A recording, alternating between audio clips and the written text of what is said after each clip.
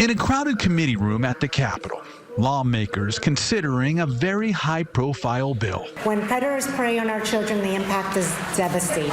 Now Assemblymember Stephanie Nguyen is hoping to close up what she considers a loophole in California's elder parole program. I am supportive of the elderly parole program. I believe that there has been individuals that have gone through it and they are doing good in their community. But it is these individuals that there are certain individuals that we need to take a closer look at. Nguyen is referring to those who were convicted of violent sexual acts, such as serial molester David Allen Funston, who was sentenced in 1999 to 3 life sentences for abusing children. Under Nguyen's bill, AB 2727, elderly parole would be raised from 50 to 65 years old for those convicted of violent sex offenses, and would require a screening from the Department of State hospitals. This law makes sure that those individuals have to serve a specific period of time and that there are guardrails on there, including the fact that they can be labeled as a sexually violent predator and kept in custody. I'm happy that I was able to stand up and to speak out. Tarina was only 7 when she was assaulted by Funston in a laundry room near her Sacramento home. She wept through most of her testimony today. So I have children myself. I have a 7-year-old. I have a daughter.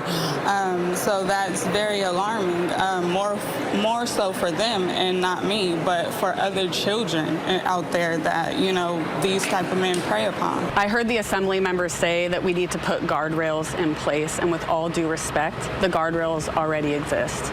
Courtney Hansen is from the California Coalition of Women Prisoners. She's a sexual assault survivor, but believes this bill is unnecessary because elderly inmates have to go through a stringent review process before consideration from the parole board.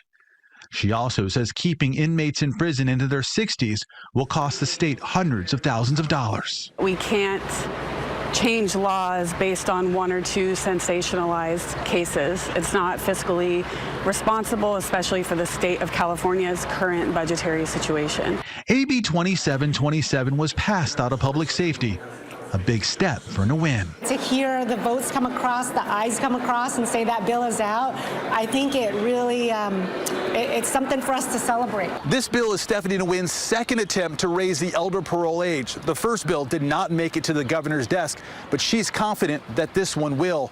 This current bill will now head to the Appropriations Committee. That's the latest here at the Capitol. Jason Marks, KCRA 3 News.